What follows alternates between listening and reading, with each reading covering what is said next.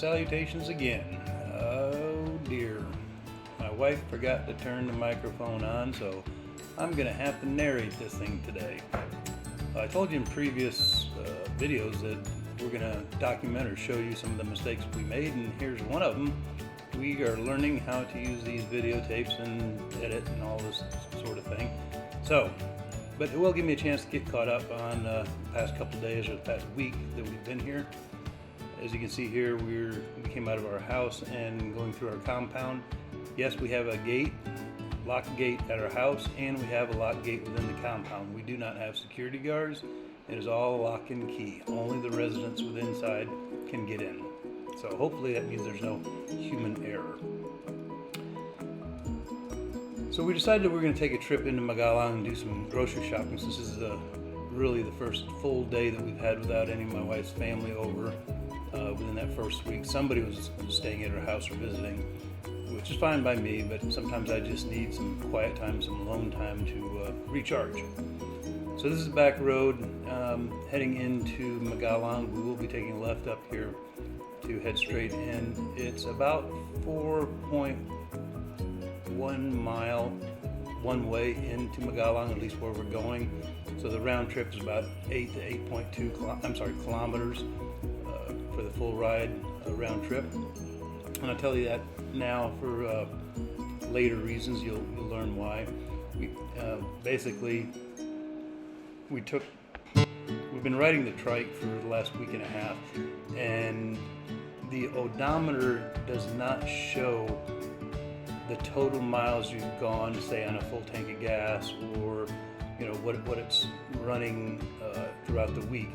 It only tells you what the mileage or the kilometers are for that trip alone. Once you shut the key off, that is erased, so you have absolutely no idea, except for guesstimating, on how far you've gone on that charge. And then the battery charge is kind of funky. Also, it just shows you what you're using at the time until you come to a complete stop and rest for a second or two. Then it tells you the actual charge on the battery. So we've been running that thing for about a week or so, and of course my wife and I by ourselves ran into town. We had to get the money changer. I think we ran to 7-Eleven, and about maybe 100, 200 yards prior to getting to our house, we ran out of juice. But the good thing about an e-bike is it's not like a gasoline engine where you run out of gas, you're stuck, you're there. These e-bikes, you can shut it off, wait 30, 40 seconds, turn it back on, and you can go probably another 50 yards. Do it again. So again, we only had to do that 2 or 3 times to get back to our compound. We're safe, we're good. Here we are at Pure Gold in the Philippines, in Magalang, and guess what? It's a brownout. Never happened to me before in the United States. This is common here in the Philippines, but this will definitely be an experience, especially with my 7-year-old son.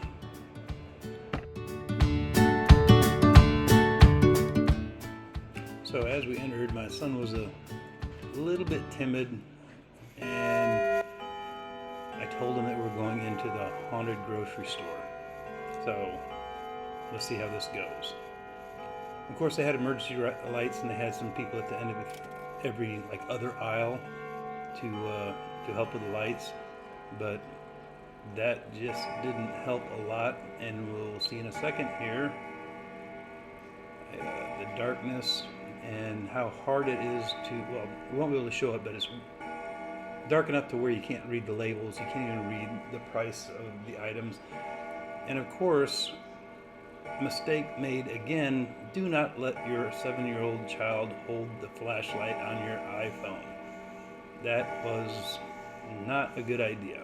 So we had to adjust, we had to show him how to work it, show him where to point it, and lesson learned.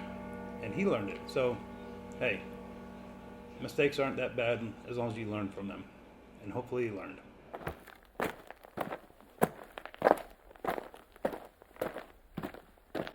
Glory be, the lights are back on again. So we finally get started working on the rest of our grocery list, moving down the aisle, and guess what's about ready to happen again?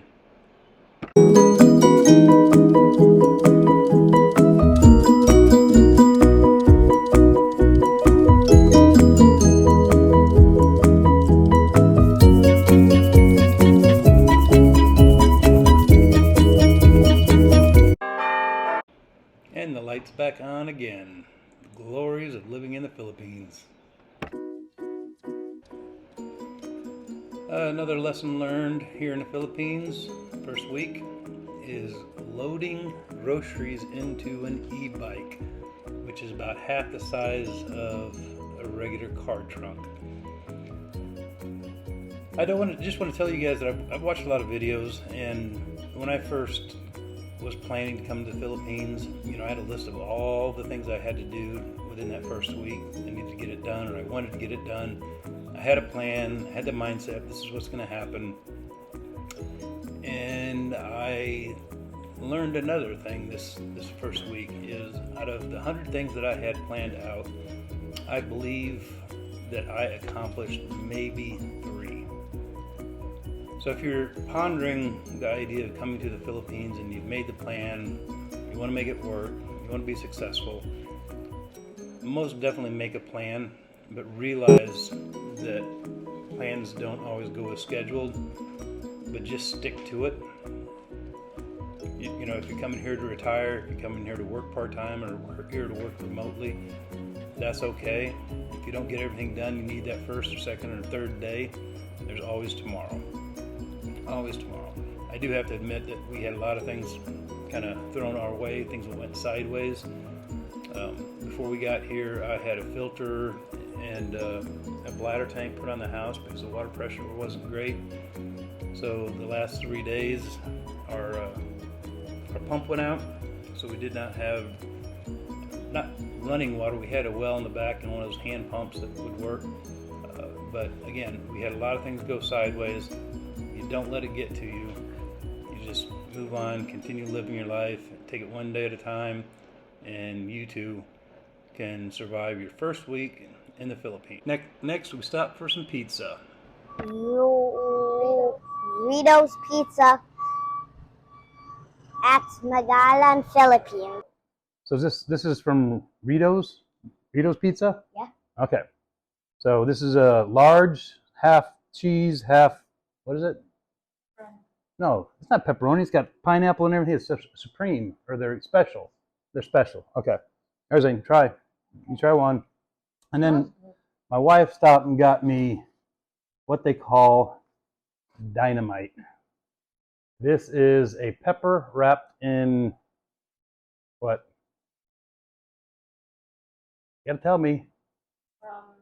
What, like a lumpia wrap. Like lumpia wrap. You dip it in anything? Oops, my wife shut the microphone off again. Lesson has not been learned. Hopefully tomorrow. So actually, the pepper, the dynamite, tasted really well. I'm okay with some spice, but it was a bit hot for me. The pizza, not being an American style pizza, actually wasn't bad. I would definitely go back. It was only, I think, 250 pesos, which is like less than $5. I don't even think you can get a frozen pizza for that anymore these days in the United States. So, again, life living here in the Philippines. Hi guys, this is Jen. Please like and subscribe. Salamat!